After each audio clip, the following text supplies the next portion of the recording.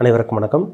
நான் ஜோதிடர் தமிழரசன் பேசுகிறேன். இந்த சேனல் ஃபஸ்ட் டைம் பார்க்குறவங்க இருந்தீங்கன்னா சப்ஸ்கிரைப் பண்ணிக்கோங்க. பெல் பட்டனை செலக்ட் பண்ணிக்கோங்க. ஆளுங்கிற ஆப்ஷன் இருக்கும், இதையும் சூஸ் பண்ணிக்கோங்க. அப்போ தான் நாங்கள் போடுற வீடியோஸ் எல்லாமே உங்களுக்கு நோட்டிஃபிகேஷன் வரும். இன்றைக்கி நம்ம இந்த வீடியோவில் பார்க்க போகிற தலைப்பு, நம்ம இந்த வீடியோவில் எதை பற்றி பார்க்க போகிறோம்னா நட்சத்திர பலன்கள் பற்றி நம்ம பார்க்க போகிறோம். அந்த வரிசையில் தனுசு ராசி மூல நட்சத்திரத்தை பற்றி பார்க்க போகிறோம் இந்த வீடியோவில். மூலம் 1, 2, 3, 4 பாதங்கள் தனுசு ராசியில் மட்டும்தான் இருக்கும். சரிங்களா? இது உடைபடாத நட்சத்திரம். ஒரு சில நட்சத்திரமெல்லாம் உடைபட்ட நட்சத்திரமாக வரும். அதே பார்த்திங்கன்னா ஒரே நட்சத்திரம் 2 ராசிக்கு வரும். ஆனால் மூல நட்சத்திரம் தனுசு ராசிக்கு மட்டும்தான் வரும். மூலம் 1ஆம் பாதம், 2ஆம் பாதம், 3ஆம் பாதம், 4ஆம் பாதம் முழுமையான பாதங்கள் கொண்ட ராசி தனுசு ராசி. தனுசு ராசியில் மூல நட்சத்திரம் இருக்கும். பொதுவாகவே மூல நட்சத்திரக்காரங்களோட கேரக்டர் எப்படி இருக்குன்னு பார்த்தீங்கன்னா, மூலம்ங்கிறது ஒரு ஆன்மீகத்துக்கு உண்டான ஒரு நட்சத்திரம்னே சொல்லலாம். சரிங்களா? ஏன்னா மூல நட்சத்திரத்துக்கு அதிபதியே கேதுவோட நட்சத்திரம் தான். அதாவது கேதுவோட நட்சத்திரம் தான் இந்த மூல நட்சத்திரம். கேதுவோட நட்சத்திரத்தில், இந்த மூல நட்சத்திரத்தில் பிறந்தவங்க ஆன்மீகவாதியாக இருப்பாங்க, ஆழ்ந்த சிந்தனை கொண்டவங்களாக இருப்பாங்க, நல்ல ஒரு புத்திசாலியாக இருப்பாங்க, ஞானவானாக இருப்பாங்க, ஞானம் மிக்கவங்களாக இருப்பாங்க. அதுவும் இந்த தனுசு ராசி மூல நட்சத்திரம் பார்த்திங்கன்னா ஆன்மீக ராசின்னே சொல்லிடலாம். இறை வழிபாடு ரெகுலராக ஃபாலோ பண்ணுவாங்க, இறை பக்தி உங்களுக்கு அதிகமாக இருக்கும், ஆன்மீக நாட்டமே உங்களுக்கு அதிகமாக இருக்கும், ஏமாளியாகவும் இருப்பாங்க, புத்திசாலியாக தான் இருப்பாங்க. இருந்தாலும் பார்த்திங்கன்னா உங்களுக்கு அந்த ஏமாளி குணம் இயல்பாகவே வந்துடும். ஏமாளியாக இருப்பாங்க, மனசாட்சிப்படி நடந்துக்குவாங்க, இறக்க குணம் கொண்டவங்களாக இருப்பாங்க. இதெல்லாமே சொல்லலாம், மூல நட்சத்திரக்காரங்க சொல்லலாம். முக்கியமாக சொல்லப்போனால் ஆன்மீகவாதி. மேக்சிமம் பாருங்கள், இந்த மூல நட்சத்திரக்காரங்க இறை நம்பிக்கை, தெய்வ நம்பிக்கை கொண்டவங்களாக தான் கண்டிப்பாக இருப்பாங்க. நல்ல புத்திசாலியாக இருப்பாங்க, ஆழ்ந்து சிந்திக்கக்கூடியவர்கள். எந்த ஒரு விஷயமா இருந்தாலும் ஒரு விஷயத்தில் ஃபோக்கஸ் பண்ணிட்டாங்கன்னா ஆழ்ந்து சிந்திப்பாங்க. அவசரப்பட்டு எந்த முடிவு எடுக்க மாட்டாங்க. ஆழ்ந்து சிந்திக்கக்கூடியவர்கள் தான் இந்த மூல நட்சத்திரக்காரங்க. பிறக்கும் போதே பார்த்திங்கன்னா உங்களுக்கு பார்த்திங்கன்னா கேது திசை தான். இப்போ 1ஆம் பாதத்துலலாம் பிறந்தாங்கன்னா முழுமையாக கிட்டத்தட்ட 7 வருஷம் கேது திசை நடந்துடும். 7 வருஷம் கேது திசை. சின்ன வயசில் பார்த்திங்கன்னா 7 வருஷம் கேது திசை முடிஞ்சு அந்த 7 வருஷத்துக்கு அப்புறம் பார்த்திங்கன்னா உங்களுக்கு சுக்கிர திசை ஆரம்பிக்கும். 20 வருஷம் சுக்கிர திசை. கிட்டத்தட்ட 27 வயசு வரைக்கும் உங்களுக்கு சுக்கிர திசை நடக்கும். ஒரு சில பேருக்கு பார்த்திங்கன்னா கேது திசை பார்த்திங்கன்னா 2 வருஷம் 3 வருஷம் தான் பிறக்கும்போது. அதுக்கப்புறம் சின்ன வயசுலேயே சுக்கிர திசை ஸ்டார்ட் ஆயிரும். ஒரு சில பேருக்கு 23 வயசு வரைக்கும் நடக்கும். ஒரு சில பேருக்கு 21 வயசு வரைக்கும் கூட கேது சுக்கிர திசை நடக்கலாம், சொல்ல முடியாது. அது என்ன பாதத்தில் பிறந்திருக்காங்களோ அதுக்கு தகுந்த மாதிரி பலன்கள் கண்டிப்பாக மாறுபட்டுரும். இப்போ 1ஆம் பாதத்தில் பிறந்தவங்க பார்த்திங்கன்னா முழுமையான உங்களுக்கு கேது திசை வந்துடும். உங்களுக்கு 7 இயர்ஸ், கிட்டத்தட்ட 7 வருஷம் கேது திசை வரும். இந்த 7 வருஷம் கேது திசை முடிஞ்சு சுக்கிர திசை 20 வருஷம் வருங்க. அதுதான் ரொம்ப முக்கியமான ஒரு வயசுன்னு சொல்லலாம், படிக்கக்கூடிய வயது. அது 27 வயசு வரைக்கும் கிட்டத்தட்ட உங்களுக்கு சுக்கிர திசை கண்டினியூ ஆகும். சுக்கிரன் பாவகிரகத்தை கூட சேரக்கூடாதுங்க. சுக்கிரன் செவ்வாயோட சேர்ந்து ஒரு நல்ல ஒரு இடத்துல இருந்தால் கூட அது பார்த்திங்கன்னா பிருகுமங்கல யோகமாக வேலை செஞ்சிடும். ஆனால் சுக்கிரன் ராகுவோட சேரக்கூடாது. சுக்கிரன் சனியோட சேரவே கூடாது. சனி நல்லவராக மாறிடுவார், சுக்கிரன் கெட்டவராக மாறிடுவார். அதே மாதிரி தான் சுக்கிரன் ராகு சேர்க்கை இருந்துச்சுன்னா, ராகுங்கிறது ஒரு ஆழமான இருட்டு, சுக்கிரனை கம்ப்ளீட்டாக கெடுத்துருவார். அப்போது இந்த சுக்கிரன் ராகு, சுக்கிரன் சனி இந்த காம்பினேஷனெல்லாம் ஒரு இருக்கக்கூடாத இடத்துலலாம் சுக்கிரன் இருந்து சுக்கிரதசி நடத்திடுச்சுன்னா சின்ன வயசில் படிப்பு மேலே அவங்களுக்கு நாட்டம் கம்மியாயிரும், காதல் காமம் மேலே அவங்களுக்கு ஆர்வம் அதிகமாயிரும். அதனால தான் குட்டி சுக்கிரன் கொட்டி கவுக்கும் சொல்கிறாங்க. குட்டி சுக்கிரன் கொட்டி கவுக்கும், குட்டி சுக்கிரன் குடும்பத்தை கெடுக்கும் சொல்கிறாங்க. அப்போ சுக்கிர தசை ரொம்ப முக்கியமான தசைங்க. மேக்ஸிமம் பாருங்கள், இந்த மூல நட்சத்திரக்காரங்க சின்ன வயசில் வரக்கூடிய இந்த சுக்கிர தசை இளம் வயதிலே உங்களுக்கு காதலில் வசப்பட்டுருவாங்க அவங்க.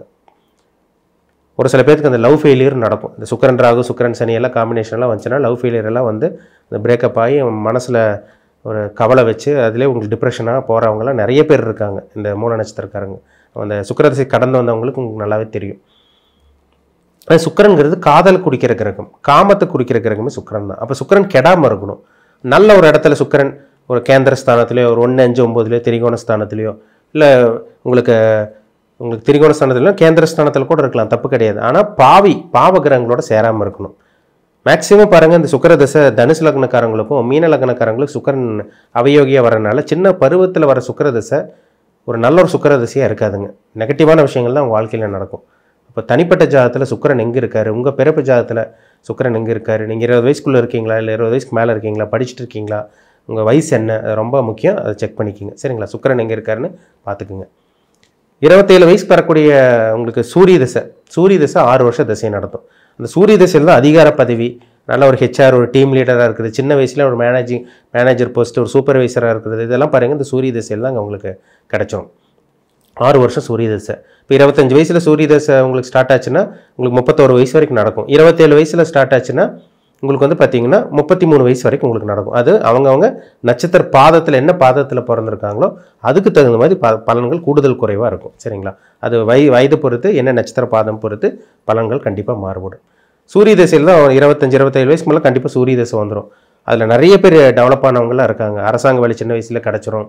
ஒரு அதிகார பதவியில் இருக்கவங்க, நல்ல ஒரு டீம் லீடராக இருக்கவங்க, ஒரு நிர்வாக திறமை கொண்டவங்க, ஆளுமை திறன் கொண்டவங்களாம் இருக்காங்க பார்த்தீங்களா, அவங்களுக்கெல்லாம் அந்த சூரிய தசை கண்டிப்பாக நடக்கும். ஏன்னா சூரியன்னா அதிகாரம், அரசாங்கம், கவர்மெண்ட் ஜாப் கிடைக்கணும்னா சூரியனோட தயவு கண்டிப்பாக வேணும்.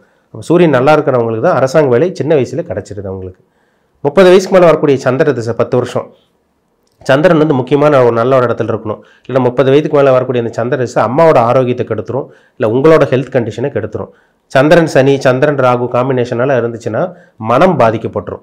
சந்திரன் சனி, சந்திரன் ராகு, சந்திரன் கேது இந்த அமைப்பெல்லாம் இருந்துச்சுன்னு வச்சுக்கோங்க, அது எந்த இடத்துல இருந்தாலும் ஜாதகத்தில் எந்த கட்டத்தில் இருந்தாலும் மனம் பாதிக்கப்படும்.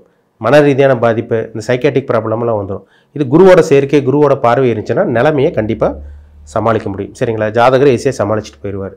அப்போ சந்திரன் ரொம்ப முக்கியமான அமைப்பில் இருக்கணும். சரிங்களா?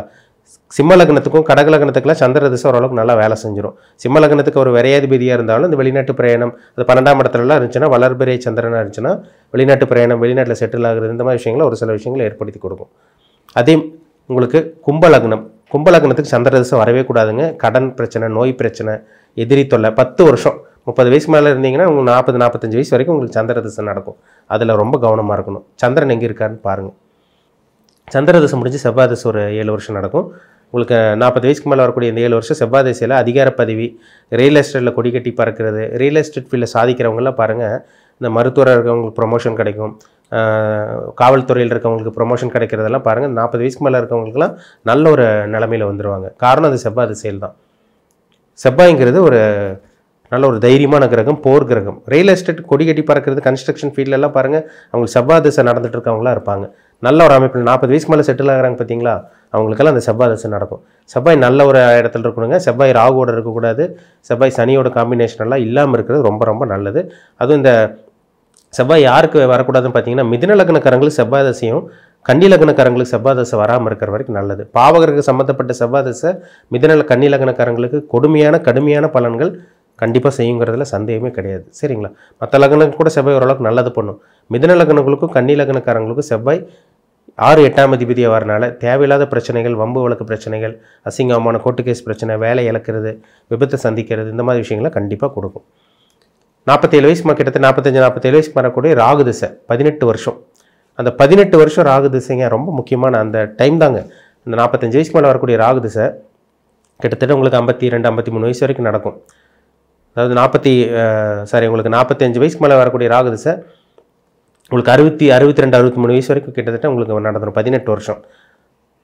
அந்த டைமில் கிட்டத்தட்ட பாருங்கள், ஒரு 40 வயசுக்கு மேலே ஒரு சில பேர் டெவலப் ஆகிறாங்க பாருங்கள். 40 வயசு வரைக்கும் ஒரு சில பேர் கஷ்டப்பட்டு 40 வயசுக்கு மேலே தான் வாழ்க்கையை பார்ப்பாங்க. நல்லா இருக்குங்க சார், நான் 40 வயசுக்கு மேலே தான் டெவலப் பண்ணோம், பிறந்ததுலேருந்து கஷ்டம் அப்படின்னு சொல்கிறாங்க பாருங்கள். அந்த ராகு திசை தான் உங்களுக்கு தூக்கி விடும். அந்த கோபுரம் வச்சு கொண்டு போகிறது, மிகப்பெரிய செல்வந்தராக இருக்கிறது, பணக்காரனை மாற்றுறது எல்லாமே இந்த ராகு திசையில் தாங்க. ராகு வந்து பிரம்மாண்டத்துக்கு உண்டான கிரகம். அவர் உபஜய ஸ்தானத்துலலாம் இருந்தாருன்னா கண்டிப்பாக அந்த ராகு திசையில் மிகப்பெரிய பணக்காரனை நிச்சயமாக மாற முடியும். 3, 6, 10, 11ஆம் இடத்துலேருந்து லக்னத்துக்கு சுபகிரகங்களோட சேர்க்கையை இருந்து, இயற்கை சுபகிரகங்களோட பார்வை இருந்து உங்களுக்கு நல்ல ஒரு இடத்துல இருந்துட்டாருன்னா 6, 8 6ஆம் இடத்துல கூட ராகு இருக்கலாம்.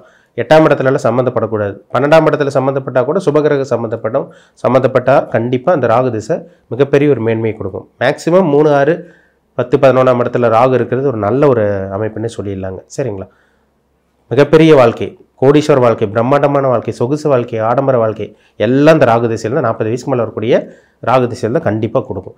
ராகு செவ்வாயோடையோ சனியோடையோ நெருக்கமான டிகிரியில் சேர்ந்து இருக்கக்கூடாத இடத்துல 8ஆம் இடத்துல சம்மந்தப்பட்டு, உங்களுக்கு 12ஆம் இடத்துல சம்மந்தப்பட்டு, பாவகிரகங்கள் சம்மந்தப்பட்டால் கண்டிப்பாக தீய பலன்கள், கொடுமையான பலன்கள் கண்டிப்பாக ராகு கொடுக்குங்கிறதுல சந்தேகமே கிடையாது. உங்கள் பிறப்பு ஜாதகத்தில் என்ன தசாபுத்தி போகுது, உங்கள் வயது என்ன, உங்கள் வயசு என்ன, என்ன நட்சத்திர பாதத்தில் பிறந்திருக்கீங்க, இதெல்லாம் பாருங்கள். ஏன்னா ஒரு சம்பவம் நடக்குதுன்னா, ஒரு விஷயம் நடக்குதுன்னா இந்த காரணம் தசாபுத்தி தான். தசை நடத்தக்கூடிய கிரகமும் புத்தி நடத்தக்கூடிய கிரகமும் தான் ஒரு மனுஷனை வந்து ஆட்டி படைக்கும். சரிங்களா? உங்கள் தனிப்பட்ட ஜாதகத்தில் இப்போ என்ன தசாபுத்தி போகுதுன்னு பார்த்து தெளிவாக தெரிஞ்சுக்குங்க. மீண்டும் அடுத்த பதிவில் சந்திக்கும் வரை உங்களிடமிருந்து விடைபெறுவது உங்கள் ஜோதிடர் தமிழரசன். இந்த சேனல் பிடிச்சிருந்தா உங்கள் நண்பருக்கு உறவினருக்கு ஷேர் பண்ணுங்கள், லைக் பண்ணுங்கள், சப்ஸ்கிரைப் பண்ணுங்கள், பெல் பட்டனை கிளிக் பண்ணிக்கோங்க, ஆல்ங்கிற ஆப்ஷன் இருக்குது அதையும் செலக்ட் பண்ணிக்கோங்க. அப்போ தான் நாங்கள் போடுற வீடியோஸ் எல்லாமே உங்களுக்கு நோட்டிஃபிகேஷன் வரும். நன்றி, வணக்கம்.